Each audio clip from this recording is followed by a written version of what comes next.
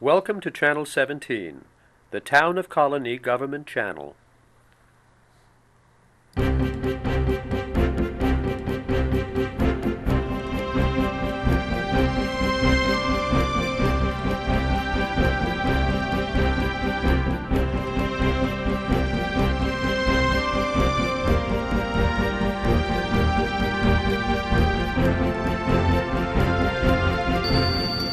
Hi, I'm Supervisor Paula Mahan, and welcome to Colonie Connect. Today, my guest is Commissioner of Public Works, Jack Cunningham. Welcome, Jack. Thanks, Paula. We're going to do an update on our paving program today. Yeah. And for our viewers that didn't catch our show last year, maybe you can just give us an overview of what the program is and why we engaged in this program to begin with. Sure. Well, I think a lot of residents are probably aware that we have some roads in the town of Colonie that are in pretty tough condition. And so under your directive, we started up a $10 million 5-year program to start improving those roads. We're starting the 3rd year of that 5-year program this year. And it's been, we've had some good success so far in getting, moving forward and getting some of these roads repaired that are in desperate need of work.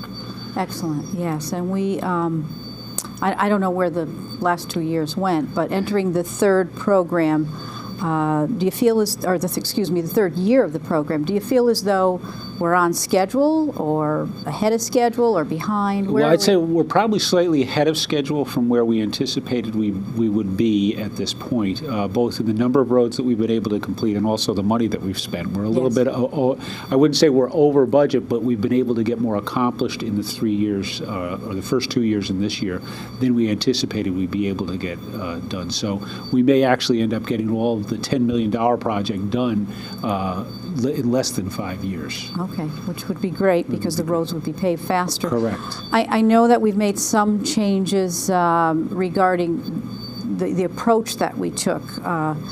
We put together a team of our staff from various departments in DPW, and through a collaborative effort, kind of preparing the roads before the pavers got there, and that seemed to have made the process go much more smoothly. Yeah, well, that's twofold. One was, just being ahead of the pavers and getting, one of the things that we need to do when we pave a road is we need to raise up all the manhole covers. We need to prepare for the pavers to go over those things so they come in and just do the paving and they get out, and then we finish up that work.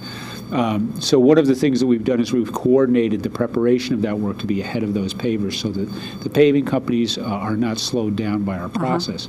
And part of that has also been our initiative to consolidate that work. Previously, the water department would go out and do their infrastructure, the sewer department would go out and work on their infrastructure, and the highway department would go out and work on their infrastructure, which would be the stormwaters.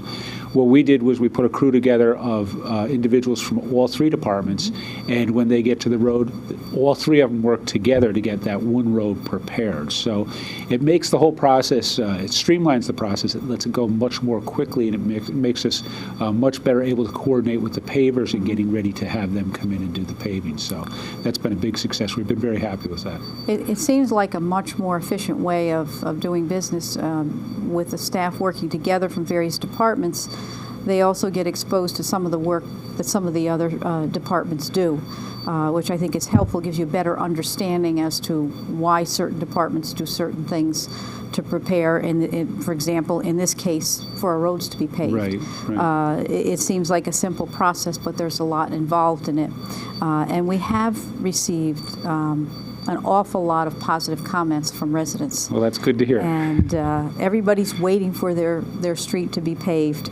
And you can understand why. Some of the roads were 20 years old or some are 30. Close to 30 years since they've been paved. And unfortunately for some residents, they're going to have to wait a long time, because one of the things I don't know what the residents understand, I know you're aware of it, but the town has approximately 320 miles of roads that we are responsible for. There's over 1,100 individual roads that the town owns. And when we do our paving program, as I said, we're slightly ahead of schedule.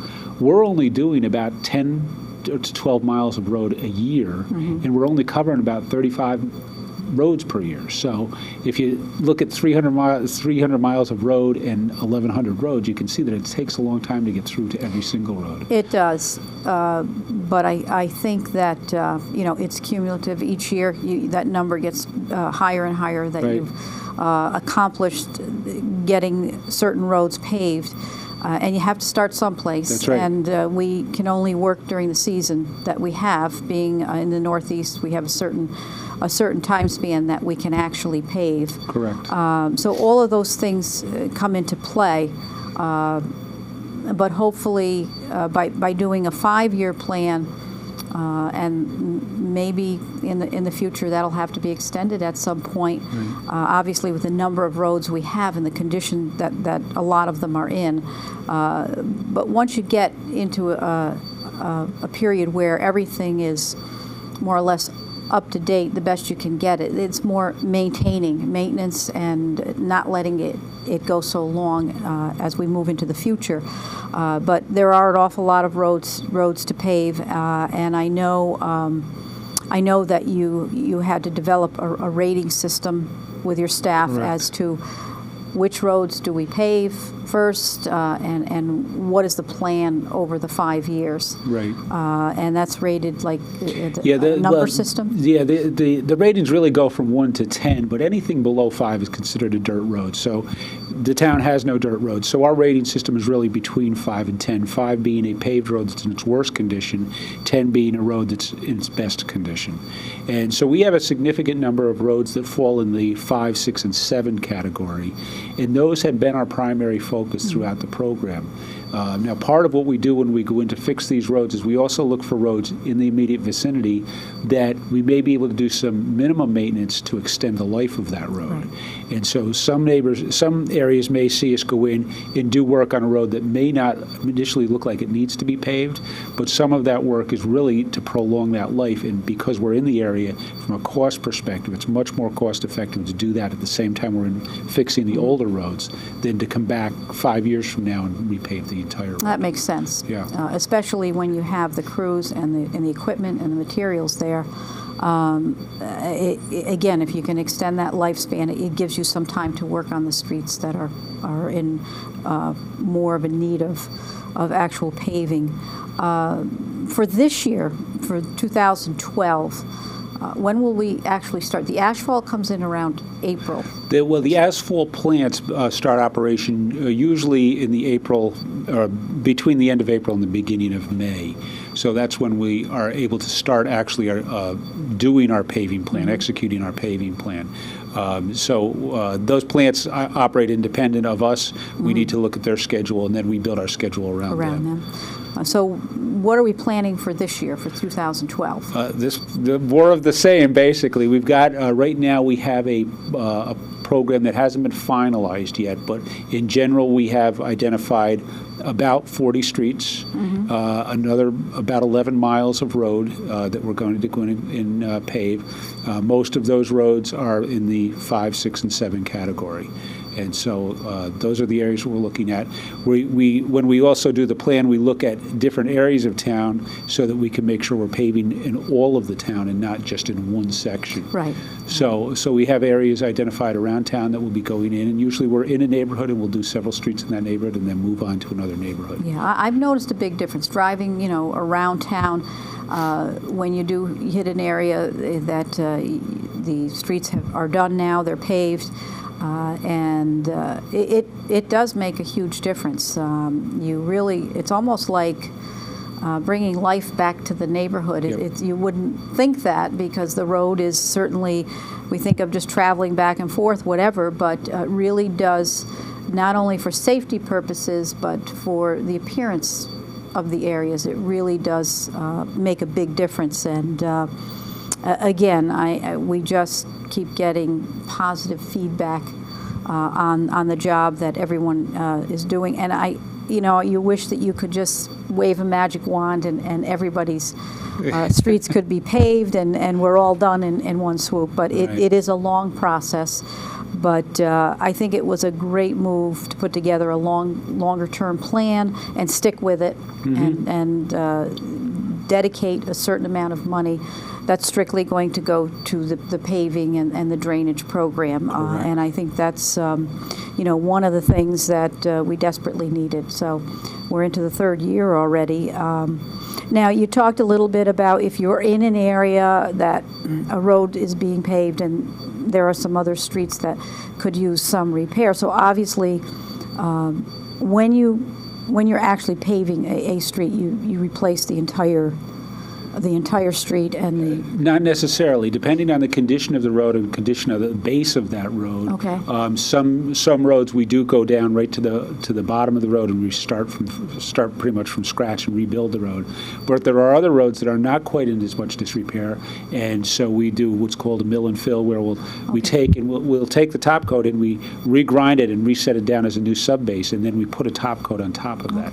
And some of the residents may see these very large machines that look like they're out of a Dr. Seuss book, and what they actually do is grind up the road. They process it through a machine right on the road and then relay it in the back of the machine. And it's pretty impressive process, and we've had a lot of success with that as well. It's a good reuse of the existing material so that the town doesn't have to have the expense of going out and buying new material for that kind of work. And it's also a beneficial use, so we're really happy with that. So there are different methods, excuse me, of paving the roads. I've seen. Now, is that unique to us that we've developed that, the grinding of the millings? Or No, that's a service that we contract out. We have a contractor that comes in, the Gorman Brothers. The Gorman Brothers. Yes. That's part of their process. Yeah, that's part of their process. They've perfected that, and they do it around the area. Okay. So a lot of municipalities take advantage of that. It's very useful. I've seen, yes. In fact, I think the Gorman Brothers a few years back, maybe actually probably 4 years back, described some of their new processes that they've been successful with. And I've seen in some communities, outside of the town, there are processes where it's really a lot of heat or some type of process where the actual heat, I've seen the sides of the roads, actually, they were burnt from this process. I've seen that in some places, and I think, looking around the town, our jobs seem to be so neat, and everything seems to be just like brand new. And so this is obviously a different process than some of the other municipalities use. Right. But the Gorman Brothers have certainly partnered well with us on this endeavor. Is there anything new about the paving program that would be, you mentioned it's pretty much the same. Anything at all that's new for 2012? For 2012, I wouldn't say there's anything new with the program itself. There's some new innovations in paving that the town is employing. We just have a new development going in off of Console Road where we're putting in porous pavement, which is a new concept for the town. And anybody who's familiar with the stormwater regulations would be familiar with the porous pavement. But what this actually allows the water to do is, instead of puddling up on top of the road and then running into our stormwater system, it actually penetrates through the road, and the subbase of the road is where that stormwater is processed. So it allows us to manage our stormwater better. It's a different technique for paving, so there's going to be some new training that we have to do. We can't put sand on roads like that because we don't want to clog the pores that actually allow the water to go through.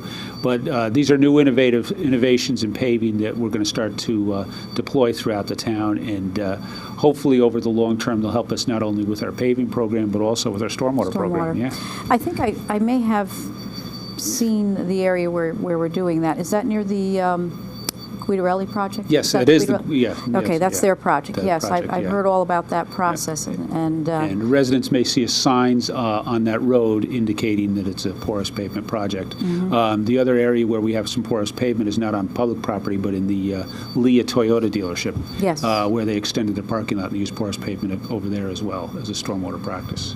Well, the stormwater management, the techniques that we have to use throughout the town, for a town the size of Colonie, managing stormwater is a huge undertaking.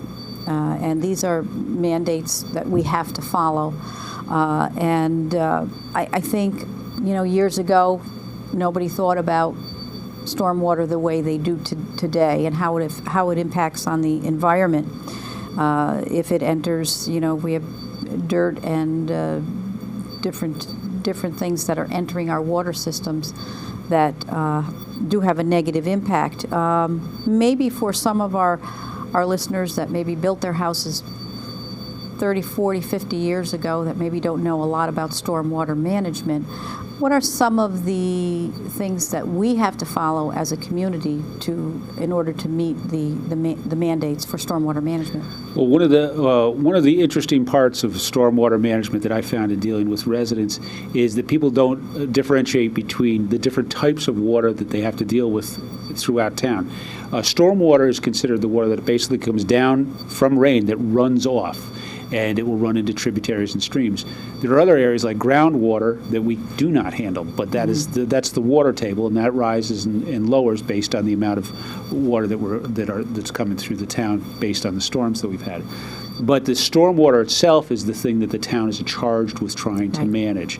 And our mission primarily is to try and maintain as much of a pure stormwater runoff as possible, keeping garbage out of our system. So things that we're doing right now is we go out and we clean out our stormwater basins. We do street sweeping, which a lot of people don't understand. Not only does it keep your neighborhood nice, but it's part of our stormwater management program. It gets dirt off the road, and by getting it out of the road and getting it out of preventing it from entering the stormwater system, it prevents silting downstream, and it prevents all sorts of other issues. So those are a couple of things we do, and then we also work with developers when they're building. And a lot of people may see, when you see a new construction site, you see those low black plastic fences around. Those are silt fences, and they're designed to prevent silt from runoff when you start to get a lot of water, when you have a lot of open area that doesn't have grass or anything to hold the soil still. That prevents the soil from running off those sites. So there's a lot to it. It's a complicated process, and I know it frustrates people at some times because water is always a frustration, but for the most part, we've been able to execute a pretty successful program. Now, that's also part of the is it riprap? Riprap. That's where we see the stones, the big stones. Yes, the large stones. They almost make a path Correct. for the water to follow. The riprap, you use it for two purposes. Number one, to set out a trench so the water has a path to follow. But as the water runs over the rocks, it aerates itself, and that helps to cleanse it further. And the riprap will catch garbage and things going through, so that you can keep that out of the stormwater system. Out of the systems, yes. Yeah. And it's interesting because when we hear about all the mandates that we have to follow, when you drive around now, throughout the state, and you see the little black plastic fences, or you see the riprap around, whatever. These are things we never saw before in the past, and these are all methods to help to keep our environment in good shape. But did you ever think you'd be talking about riprap 10 years ago? No, I never. Actually, when I was teaching, we talked a lot about the water systems and how water recedes and things like that. But stormwater was not a topic we talked about. No. So, and I didn't think I'd be talking about it either. But I've learned a lot, over the last 4 years. And we do a lot with stormwater as a town. We take it very seriously, and we do work with the coalition. Mm-hmm. We're members of the coalition, and people from different municipalities get together, and they actually share a lot of ideas and new techniques that are coming up that can help with this process. Another new technique for managing stormwater this year, I think, is the rain gardens. They came about. Yes, that's they call it a stormwater practice. Yes, mm-hmm. Rain gardens are one of the new initiatives through DEC that they're encouraging municipalities to participate is. Encouraging where we used to say that in a development the stormwater had to be treated within that development. You couldn't have more runoff from the development than you had prior to it being developed. Now they're going lot by lot, and they're saying, we don't want any more runoff off of the lot than was there prior to a house being put in there. And the way we get to that is by encouraging the development of these rain gardens on an individual lot. And what that is it's an area on a lot where stormwater is directed to move and then processed in that garden. And the garden usually has wet water perennials so that it's aesthetically pleasing on the property, but it also serves a purpose of keeping that stormwater and getting processed right on that lot as opposed to letting it run into the road, run into tributaries, and cause further water damage downstream. We just installed a water garden over at the Operations Center over on Old Niskayuna Road. So if anybody's interested in seeing one, they're more than welcome to come over. We have a sign up so they can find it. And the plants haven't started growing yet because we just finished it last fall, but this summer we expect to see some nice plants growing over there as well. These are all new things that we deal with as these new techniques come about or new mandates come about. These are things that we have to follow and implement, and we do our best to do that. I think we do a very good job with stormwater, and as you say, it can be frustrating because it's more work and cost, but it is something that we have to do as part of our mandate. So we will wait to see what comes in the future, and I'm sure there'll be lots of new things. They're being developed as we speak. So now the paving, getting back to the actual paving, for 2012, when do you anticipate will start? Right now, we're scheduled to start last week in April, beginning of May. But again, we're dependent on the asphalt plants. Right. And at the filming of this, which we're in the last week of February, we've been very fortunate with our weather in that we hadn't had any snow. But if we get significant bad weather over the next 2 months, that would delay them. Yes, that will. We're dependent upon the weather, and this winter has been wonderful, but we don't know what's going to come this spring. That's right. So we'll have to wait and see. Now, one other question I have regarding the paving. We get a lot of calls for potholes. And our people do try to get out there and fill the potholes so that, again, it's safer for people and safer for our cars so they don't get damaged and things like that. But we do try our best. Do we have any idea of how many calls we get a year, or how many? Well, that's a weather-dependent issue as well. Potholes are caused usually this time of year. You start to see a lot of potholes when you've had a very hard freeze, and then you start to see a lot of thawing and freezing. At night, it causes the road to expand and contract, and it causes weaker areas of the road to start to crumble and create a pothole. This year, potholes have not been quite so bad because we haven't had quite as much freezing. Right. So we don't keep track of the number of potholes that we get, but we do get a lot of calls, and we try and get our teams out right away to work on those, or we'll send them into an area and we'll just hunt for potholes before we get the phone call and try and get them taken care of. It's got to be interesting to see that number. It's got to be really huge, because I know just the ones that are our staff that they're looking for when they're out, our employees, and they try to keep up with them, plus all the calls and the size of our town. I mean, it's got to be a huge number. It's a significant amount of work, yes. It's a lot of work, but that is something else that we try to keep up with. And when we get the call, if we get it at town hall, then we get it right to you, so you can get your men on the job. And we do get a lot of calls with people, thanking our employees for coming as quickly as possible and taking care of the situation. Well, So I'll give a plug. We've got a great crew of guys over on the highway. They do an excellent job. They're very dedicated public servants, and I'm proud to be able to work with them. So that's great. And we've also done, we have our own facilities that we have to take care of. And we did the library parking lot this past season, so that's all set. And we did some work on the bike path along the Mohawk. Correct. We'll continue that again this year. Yeah, and that's looking good. And I see our guys are out there cleaning up the sides of the bike path, as well as the paving that was done last season, and what we can look forward to this year. It makes a big difference. I like to walk on the bike path or ride a bike when I have time. They've completed quite a bit of areas that were a little rough. It's kind of hard to avoid because you've got mature trees and the roots get under and move the pavement. Right. But the more we can keep up with that, the safer it is for our people that use the bike path, and there are a lot of people that use it. So we're glad to see that coming along as well. We certainly don't lack for work to do in your department. That's for sure. Between all of the departments, whether it's the highway or Pure Waters, Latham Waters, stormwater management, all of these areas, we constantly have work to do, whether it's our roads or water breaks or potholes, fixing our facilities, recreation areas, whatever it might be.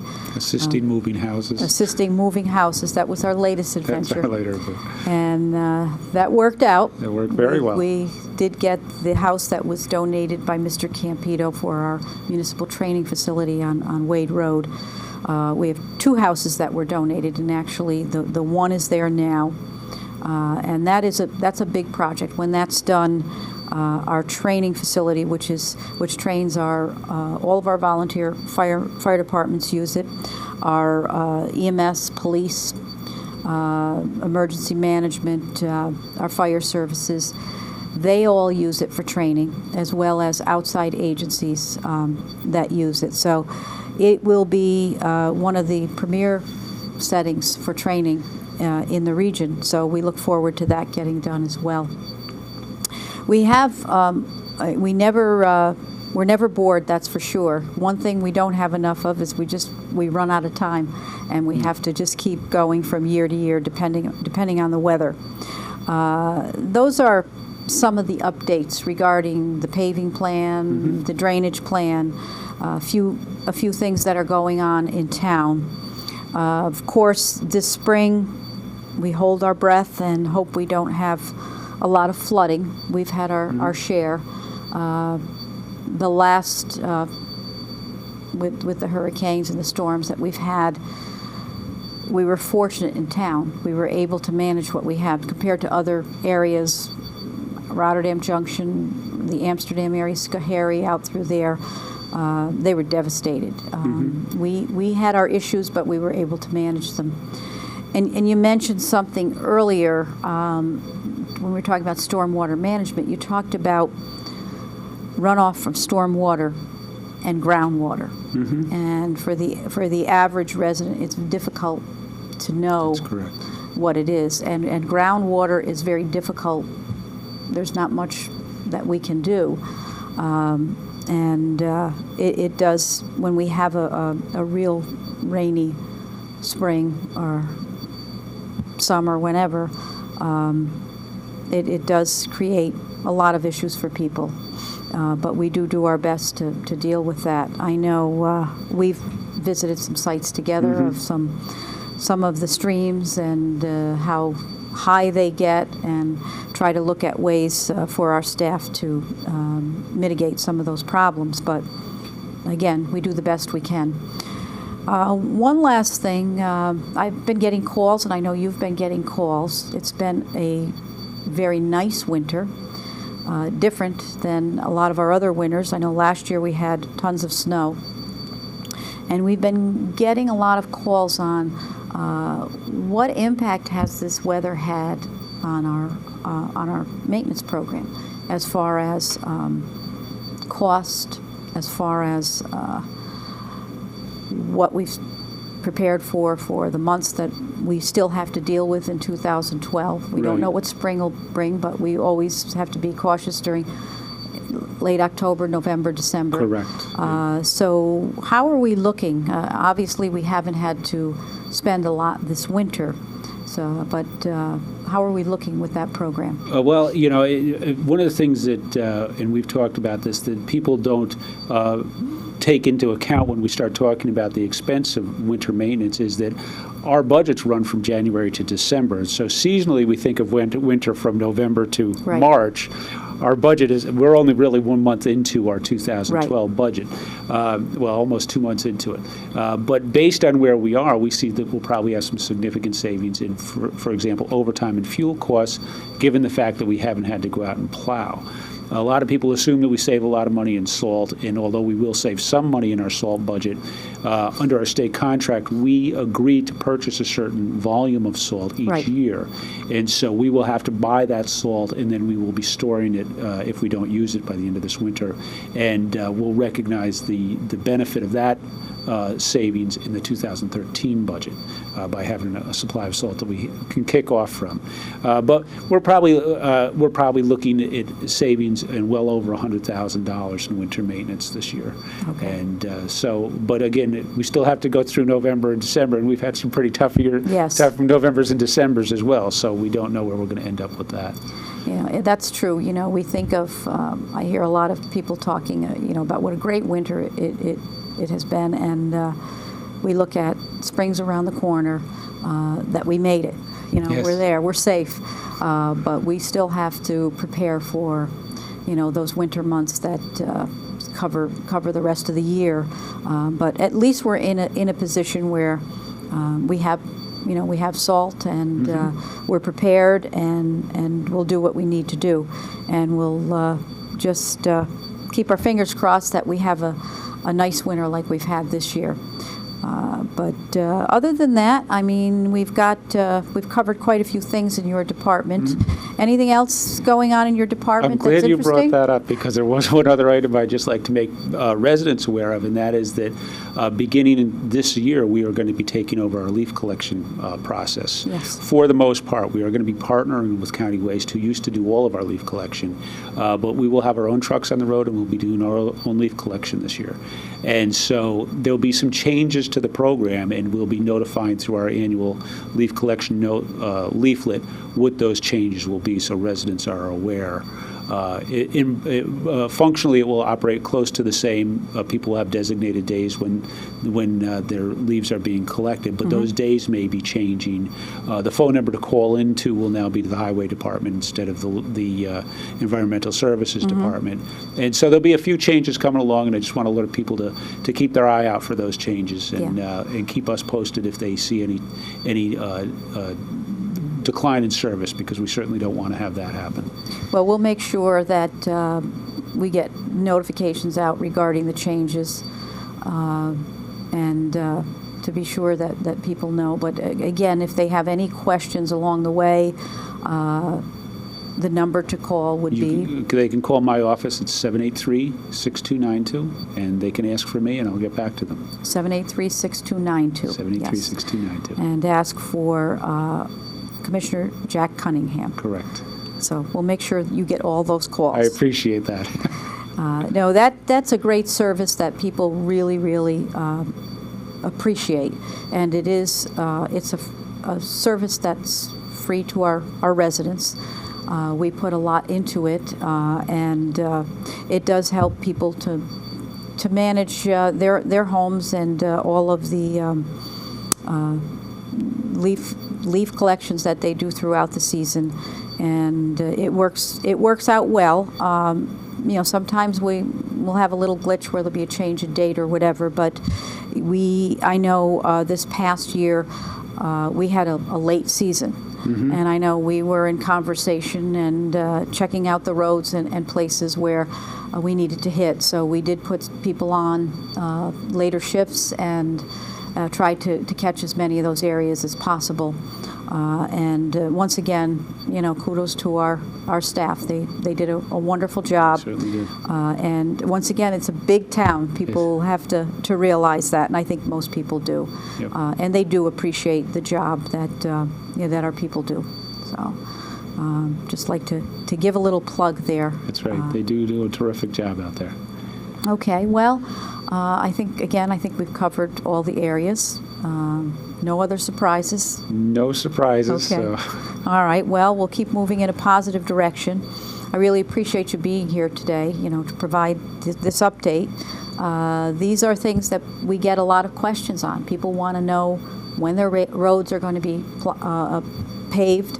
Yep. They want to know that they want to feel secure, that our roads will be safe in the winter. We're prepared for that, and that is a huge process in itself. If people saw the trucks getting everything ready and prepared, it's a big undertaking. We haven't had to use it too much this winter, but it's there when we need it. And again, we get a lot of questions, as I've stated, about potholes, leaf collection, things like that, flooding. You know, what can we do to help? So we will address these issues as they come up and continue on the plans that we have. They work very well. And once again, we just appreciate the job that our people in DPW are doing in all of the departments, and I appreciate the job that you do. Well, thank you. I appreciate So thank you very much for joining us today, and thank you all for tuning in to Colonie Connect.